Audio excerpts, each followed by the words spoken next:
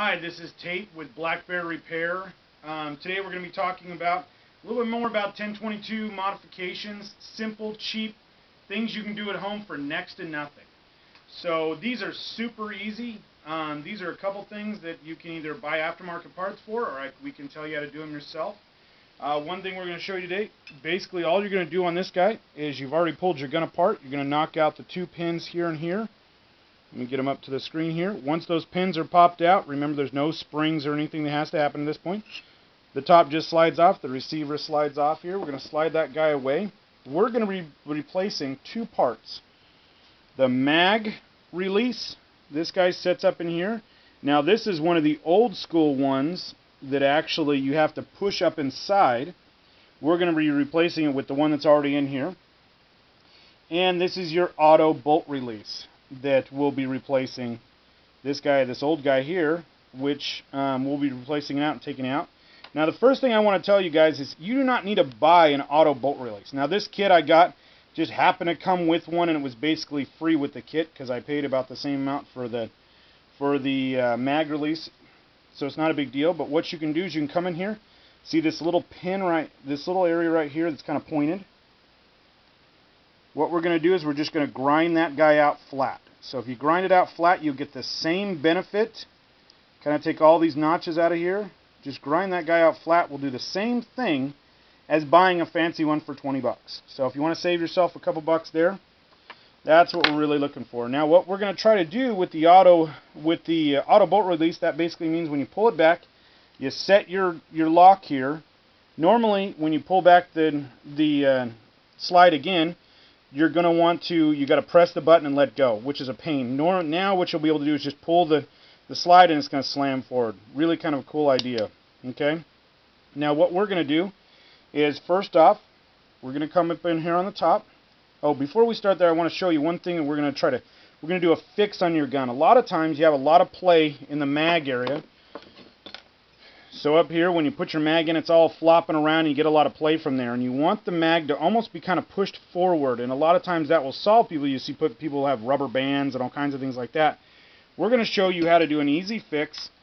And it's basically, this is where your standard mag release sets. It almost sets flush, which doesn't put a lot of pressure on the actual item. This one we've brought up, okay, right at that point. So now it's putting a lot of pressure on there, holding that magazine forward. Okay, if you guys can see that.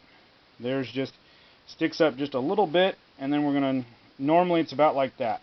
So what we're going to do, first off, is we're going to pull out your extractor. And the way we do that is we're going to push the pin over about halfway. We're going to pull our extractor out, lay it on the side here. Then we're going to come over here. We're going to push this bottom pin in, and this holds in this guy and this guy, so we're only going to push out about halfway. About halfway. Then we're going to pull the pin the rest, almost all the way out. You don't have to pull it all the way out, and that releases this spring here. And just pull that guy up and out of the way. And this guy just slides right out. Now kind of remember how that goes. It's not super important, but notice how we pulled them out just halfway. Now if you look at the stock one, all they do is hollow out that area right there. So they take out that guy right there. As you can see there, they just neck it out and make it all nice and square. And that solves all the problems. You don't have to play with it a little bit, but a nice little Dremel tool. Or if you want to take a little file and get it out of there, if you want to take a little bit more time, that works just fine. Be careful again. These do get hot if you're using power tools. So go real slow and keep a little water on them and make them comfortable. Now this one also has a little ripples, and you can put a little bit more ripple in it if you want. But basically that's the only difference. And a lot of times you'll see these sold for 20, 30 bucks. So what we're going to do, now that we've got it all apart, we're going to slide our guy back over, our pins back out here. We're going to slide our guy back down inside. Now there's a little groove here. That little groove, I don't know if you guys can see it or not, but that's where the spring sits on, so make sure your spring gets put back on there. I'm going to slide that guy back down in until the bottom hole here lines up with the pin. And if you wiggle it just a little bit, oh, there it goes right in. Okay. Now the top one, we're just going to bend the spring back down. It goes in a little groove there. which I don't know if you can see that or not, but we're going to put it down, and then we're going to put our pin back over the spring, and that holds it in place. We put our extractor back in place, make sure it's facing up, and we're going to push that guy across. Now this is where it kind of gets a little tricky sometimes.